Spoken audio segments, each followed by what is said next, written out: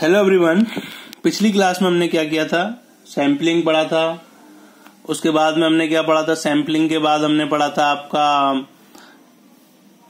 Population, universe, sampling, null hypothesis, alternative hypothesis, test statistics, level of significance भी पढ़ा था। Level of significance के बाद हमने टेस्ट स्टैटिस्टिक्स भी पढ़ा था। उसके बाद हमने एरर पढ़ा था। एरर में हमने दो टाइप के एरर पढ़े थे, टाइप 1 एरर और टाइप 2 एरर।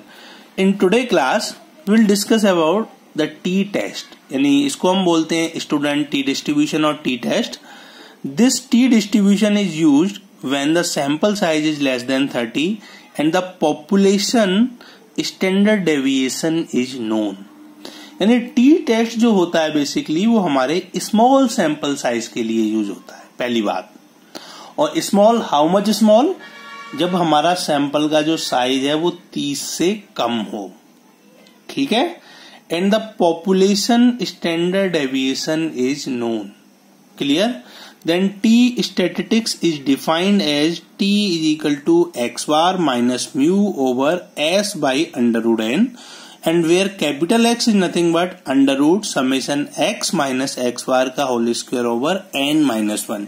ये दो फॉर्मूले आपको याद रखने हैं, ठीक है। एक्स बार क्या है? X bar is the mean of sample mean. Mu क्या है हमारा? पॉपुलेशन मीन है। कैपिटल एस क्या है? Standard deviation of the population. और एन क्या है मेरा? एन सैंपल साइज है, ठीक है। अब if the standard deviation of the sample small s is given, then T statistics is defined as T is equal to x bar minus mu over S by under root n minus 1। यदि standard deviation small s given हो हमें, तो हम T statistics को इससे निकालेंगे। यहाँ capital S हमने इससे निकाला था, S by under root N है, यहाँ small S by under root N. और the relation between small S and capital S is N times S square is equal to N minus 1 times capital S square, clear. Now test 1, T test of significance of the mean of a random sample.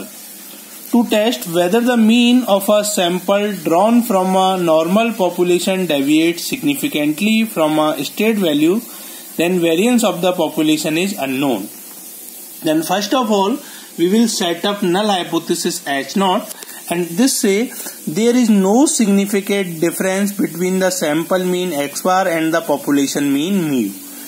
We use the test statistics t is equal to x bar minus mu over s by under root n, where capital S is equal to summation x minus x bar का whole square over n minus 1 with n minus 1 degree of freedom. At given level of significance alpha, the degree of freedom n minus 1, यानी at the given level of significance alpha and the degree of freedom n minus 1, we refer to t table T alpha, two-tailed or one-tailed. If the calculated value of T is such that जो calculated value है वो मेरी tabulated value से less है, यानी mod of T is less than T alpha, then null hypothesis is accepted. If mod of T is greater than T alpha, then null hypothesis is rejected. यानी calculated value जो हम निकालेंगे mod T यदि greater than है T alpha, less than है T alpha से, तो हमारी जो नल हाइपोथेसिस जो हमने स्टार्टिंग में ली थी वो हमारी एक्सेप्टेबल होगी। और यदि mod of T greater than T alpha है तो H0 क्या होगी? वो रिजेक्टेड होगी। Consider the problem, a random sample of size 16 has mean 53 as a mean. The sum of squares of the deviation from the mean is 135। Can the sample be regarded as taken from the population having 56 as a mean, obtain 95% and 99% confidence limit of the mean of the population, ठीक है। हमसे कहा है कि एक random sample जिसका size है 16, यानी n हो गया 16 है, and mean 53 as a mean, and the sum of squares of the deviation from the mean is 135. Can the sample be regarded as taken from the population having 56 as a mean?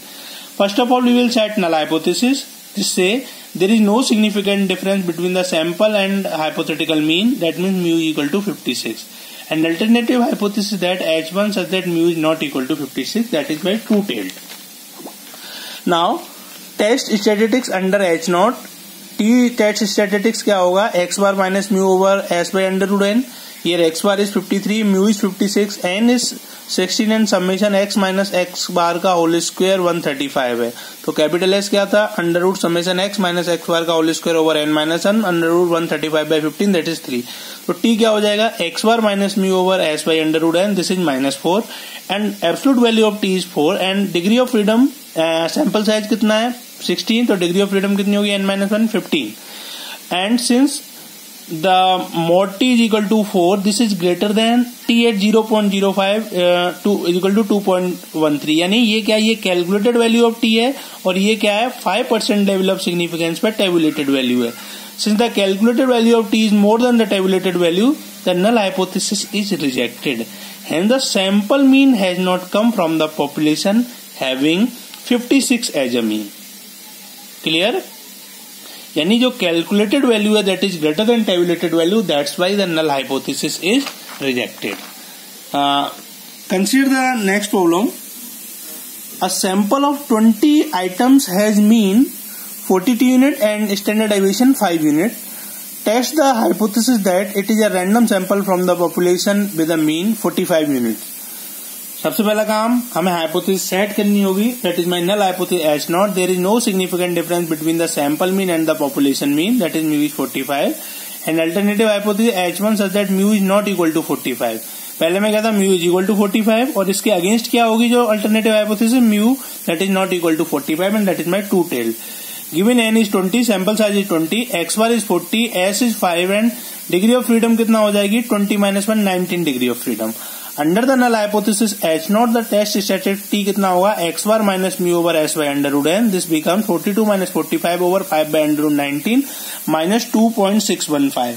यानी जो modulus value है, जो calculated value है, जो absolute value है वो कितनी है 2.615. The tabulated value of t at 5% level of significance for 19 degree of freedom is t at 0.05 and t की 5% level of significance पर जो tabulated value हो गया 2.09. Since the tabulated value of t is greater than tabulated value at 5% level of significance, the null hypothesis H naught is rejected. That means there is a significant difference between the sample mean and population mean. और इसको हम ऐसे भी कह सकते हैं, sample could not have come from the population mean. Clear? Next class में हमने सिंगल मीन के लिए लिया था, अगली क्लास में हम क्या करेंगे, t test for double mean लेंगे. ओके.